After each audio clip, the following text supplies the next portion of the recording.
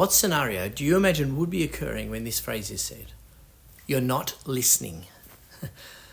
Is it a parent speaking to a child speaking to a parent? A wife or husband speaking to each other? A boss speaking to an employee? Jesus speaking to a crowd?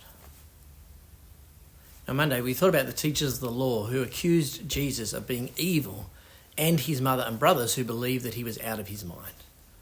In response to this, Jesus declared that those who follow him and want to listen to him are his mother, brothers, and sisters.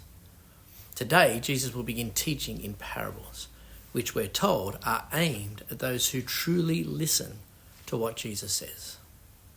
Now, the parables of Jesus are stories that Jesus tells about the kingdom of God that use everyday images to help the hearer understand. The first parable that Jesus tells in Mark's Gospel is a parable of the seeds, or maybe the parable of the sower or the soils. You may refer to it in different ways. Essentially, the passage containing the parable is broken into three parts.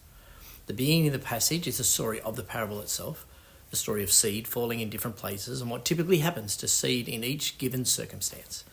The end of the passage is Jesus' explanation of the story, because although the disciples are listening, they're not exactly sure what Jesus is teaching them. The middle section of the narrative, which is not the story itself or the explanation of the story, but is the purpose for why Jesus tells this parable.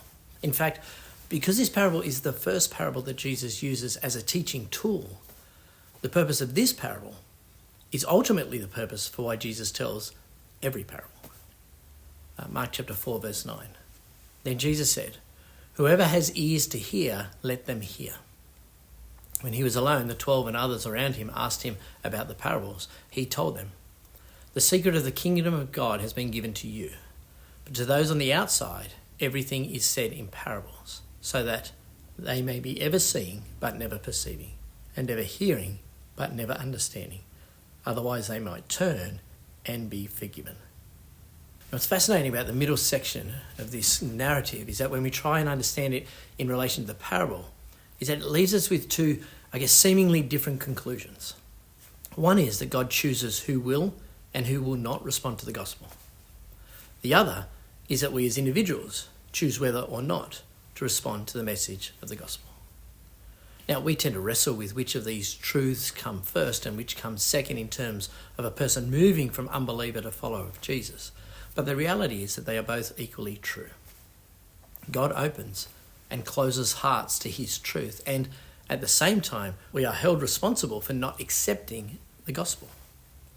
Now, when an unbeliever stands before Jesus on the final day, Jesus rightly can say to them, "You were not listening." Now, this is a hard teaching to grasp because it affects us personally in terms of sharing Jesus with our friends, our family, and our neighbours. However, there is a wonderful grace that comes from this passage because we are reminded that God is sovereign. And in his love and mercy, he will choose and act with perfect righteousness. We can trust that God will do what's right for his people and his kingdom. Now, we still have a responsibility, of course, to speak about Jesus with clarity and persuasion, because God, in his wisdom and mercy, has chosen to speak through us, his children, to those who don't know him.